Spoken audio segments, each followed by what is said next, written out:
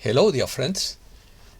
The devil must be very satisfied with the kind of world he has created, because almost everything is a mess. The devil is in the details of politics, and the pupils of evil have hard appeased their master.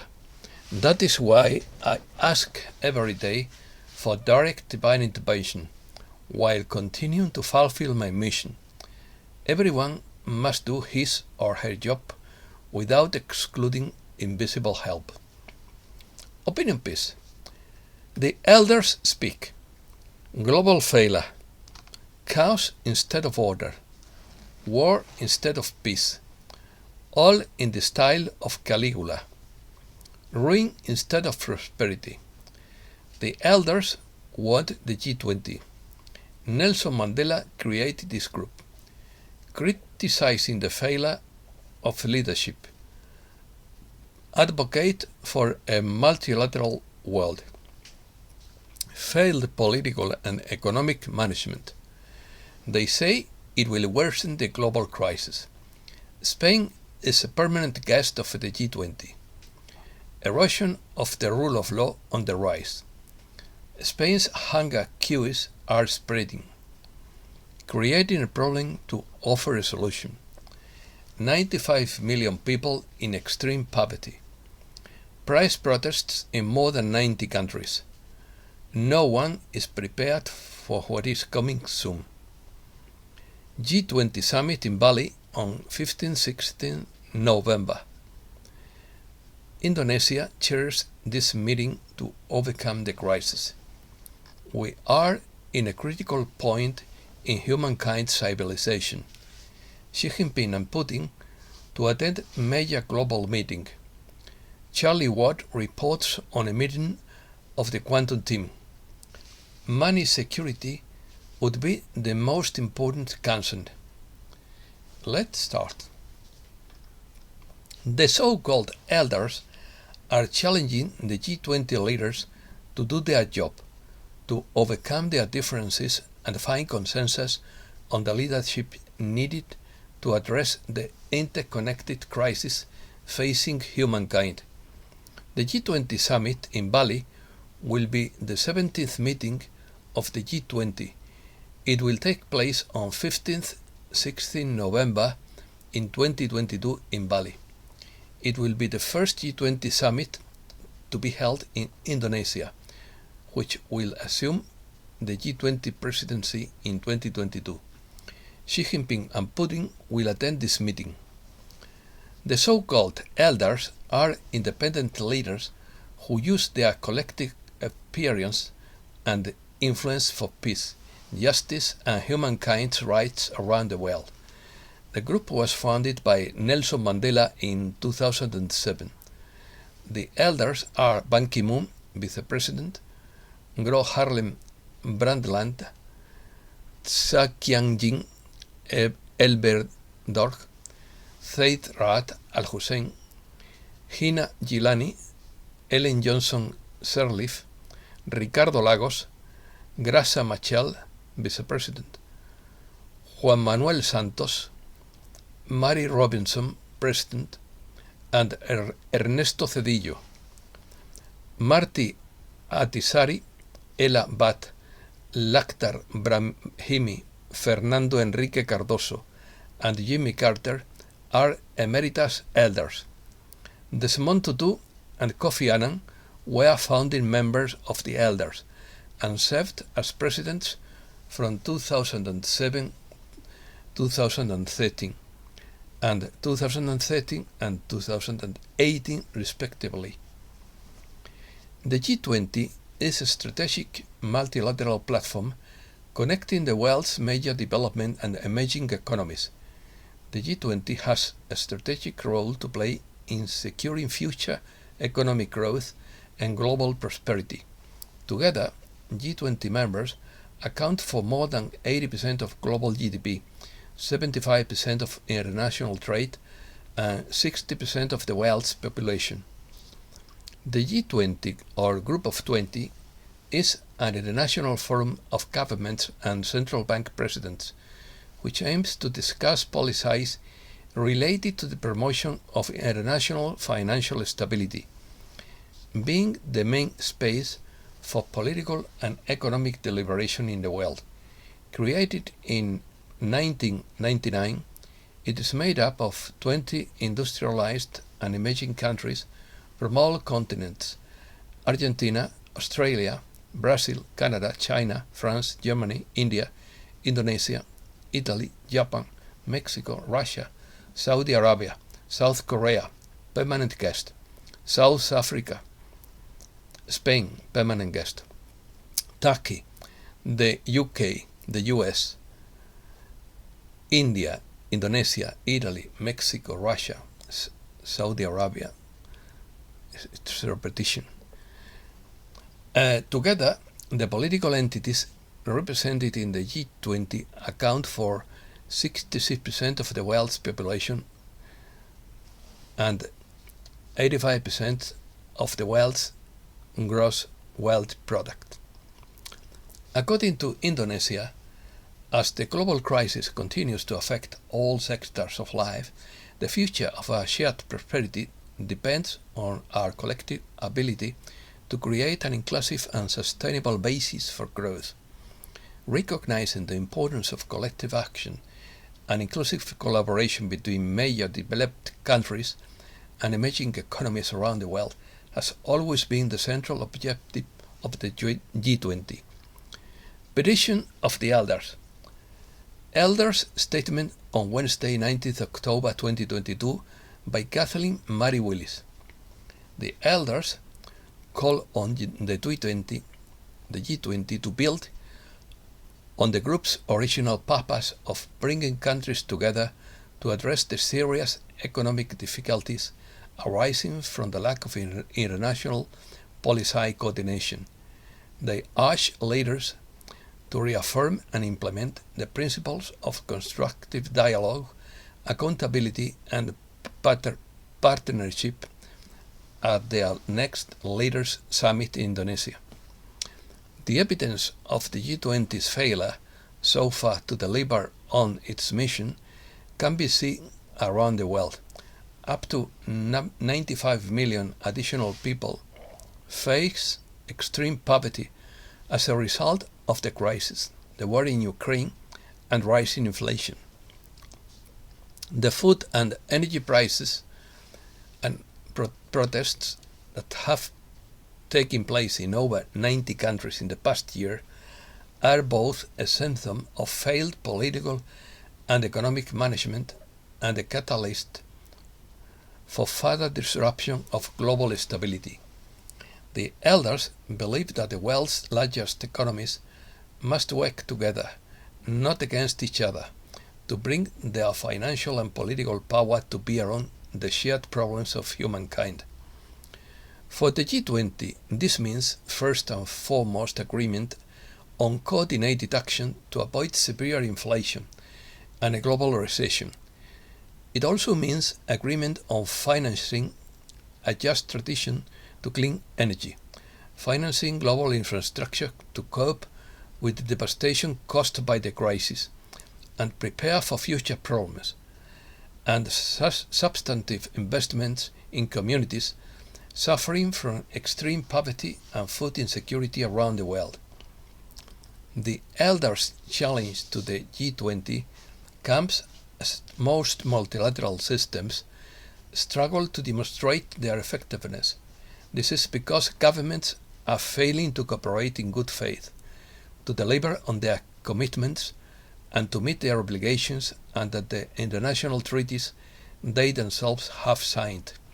This is fueling the steady erosion of international norms and the rule of law, and undermining public confidence in multilateralism in all regions of the world. Such behavior by states, from war crimes and gross human rights abuses to the violation of commitments, is a root cause of the multiple crises we face today. The G20 summit would be an opportunity for powerful states to reinvigorate the multilateral system, demonstrate shared responsibility, and address the suffering and hardship faced by millions of people around the world. Mary Robinson, president of the Elders and former United Nations High Commissioner for Human Rights, said, in quotes, G20 leaders must use this summit to demonstrate moral courage, accountability and collaboration. Too many leaders today treat principles like this as transactional, when they should be at the heart of a collective response to the threats facing humankind.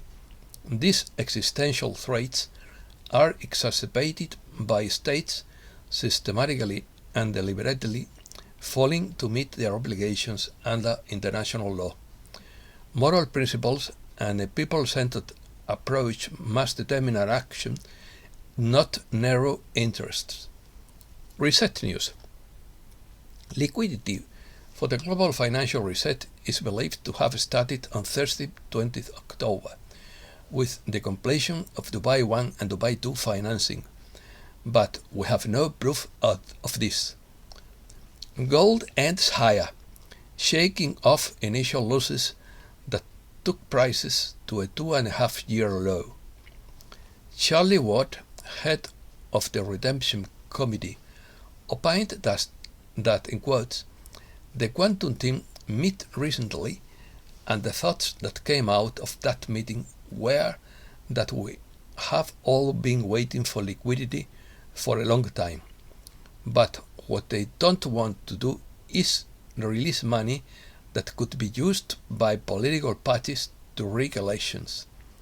Stop worrying about money and worry about serving God.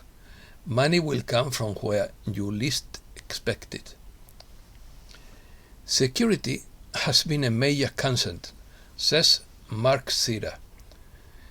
In quotes, it takes longer because they have to make sure that all transfers are secure, because these funds are transferred in the old fiduciary system. Vulnerabilities found in Starlink satellite system. The University of Texas in Austin found a possibility of deliberate interference in the Starlink satellite system developed by Elon Musk's company, SpaceX, to provide internet services. Bo Polney also predicted a stock market crash on the 24th. When the market crashes, it will look like a fat man throwing a cannonball off a 25-foot diving boat. The ripples will be felt around the world. The best is yet to come. According to Kat, once we get past all that, we will slowly acclimatize to a new quantum world, a new financial world, a new political world, a new world of Tesla technology, a new world of education, a new world of a pristine planet because technology exists that can clean up the oceans, the air, and the earth in a short time.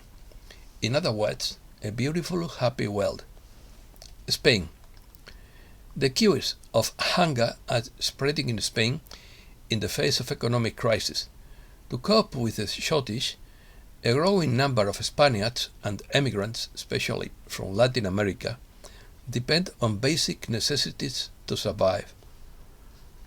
Football fans arrested in Spain for displaying flags in support of the people of Donbass.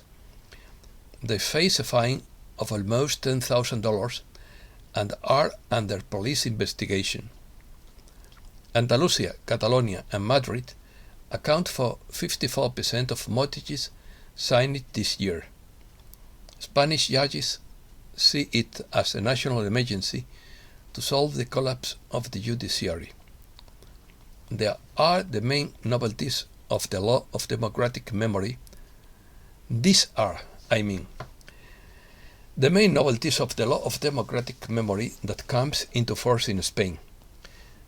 Exhumation of Franquist figures, change of meaning of the Valley of the Fallen, removal of Franquist vestiges and recognition of victims are among of the most important measures of the new law. Americas. Rustling intensifies to a category 4 off Mexico's Pacific coast. Tropical storm in Mexico intensifies to a category 3 hurricane later. Mexico pulls away from US economic crisis. Mexico is expected to grow by 2.1% in 2022 and the US by 1.6%. Mass poisoning at a school in the Mexican state of Hidalgo, after similar cases were reported in Chiapas. Zacatecas, a strategic jewel besieged by drug cartels. Venezuelans leave Mexico through its southern border after US restrictions. Ecuador and Mexico meet to finalize a trade agreement. Ecuador's Cotopaxi volcano wakes up with tremor and ash. Oil production in Argentina's Neuquén province reaches a 23-year high. The price of Argentine beef plummets by up to 35% on the international market. The Qatar dollar and import restrictions caused frictions between Uruguay and Argentina. Uruguayan President Luis Lacalle Pou criticized the latest measures implemented by the Argentine government to discourage outbound tourism and imports of goods into the country, which he called restrictions.